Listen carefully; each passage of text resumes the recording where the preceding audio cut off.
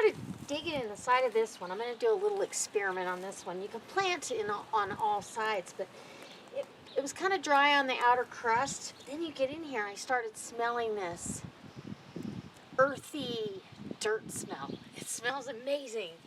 And so I'm just carving, and you also, once you hit the center, there's no resistance.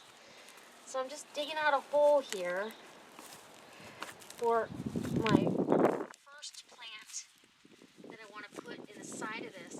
And I'm going to see how this goes. I'm actually going to put a squash plant in here and let it sprawl however it wants to sprawl. And so you just dig out your hole best you can. I'm using a screwdriver.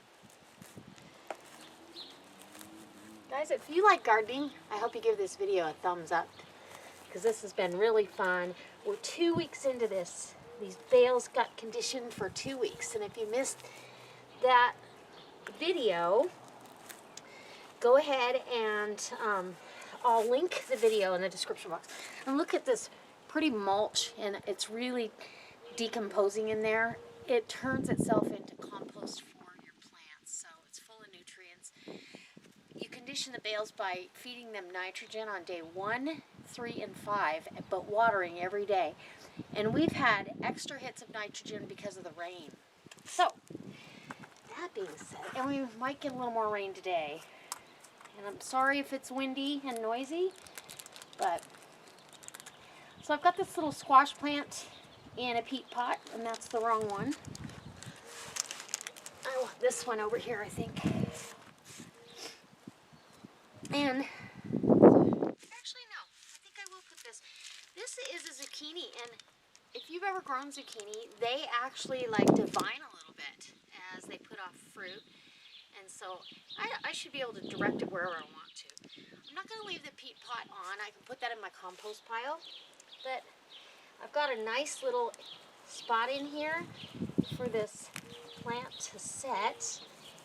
And of course, I'm not wearing gloves on that hand like I should be.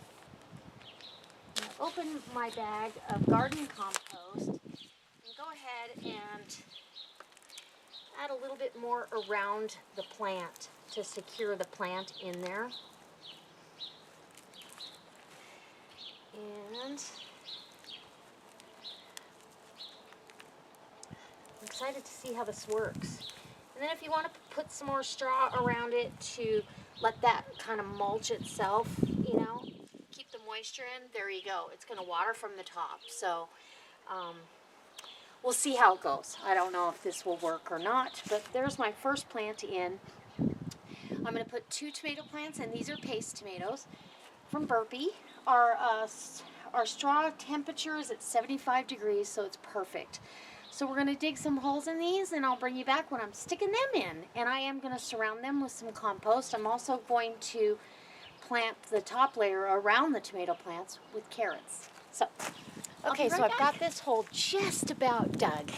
And you just have to work the straw up out of there. And the nice thing is, you then have mulch for around your tomato plants that are in the ground, or you can mulch around your other plants with this really rich, full of nitrogen-rich straw. So I think I've got it big enough for this little pot. Now I'm going to put some,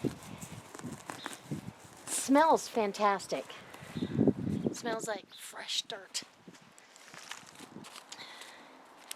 Put some organic compost in there just to give a little bit of a foundation to this tomato plant.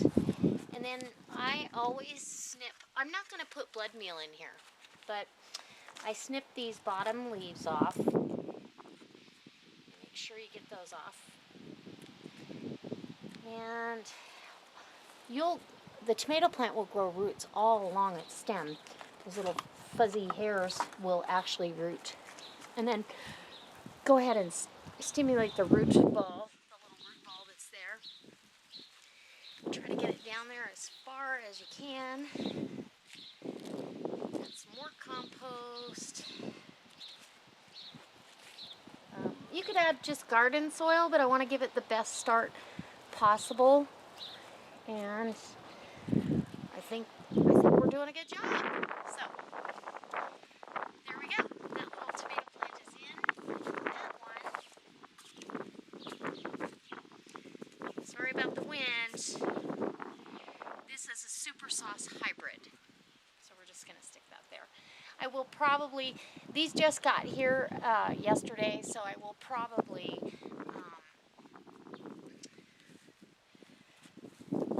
go ahead and cage them a little bit later. I might give them a drink of Super Thrive.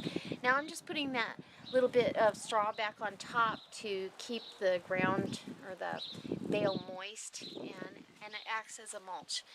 So I'm going to get the rest of these planted. I'm planting 2 tomato plants per bale. And then we're going to do some side plants. I've got some lettuces started. They're not really big enough. And I've got some basil started as well.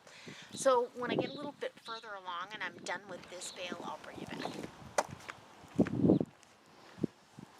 So I've got my bale planted. And what I've got is, I actually put a brandy wine over here and then that paste tomato. I'm going to let the other tomato kind of revive itself a little bit.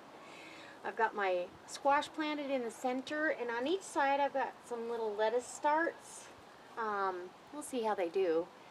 It's all kind of an experiment. And then some baby basil that I planted inside. I went ahead and put that in the top layer of compost, and I seeded it with carrots.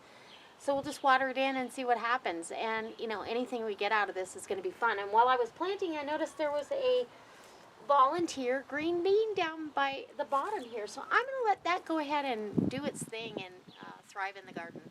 All right, guys, I got to get the rest of these planted, and it's a little bit of work digging in these bales, but man, as soon as you get down to that really earthy smell, the reward is there, and so I'm excited to see how well they do.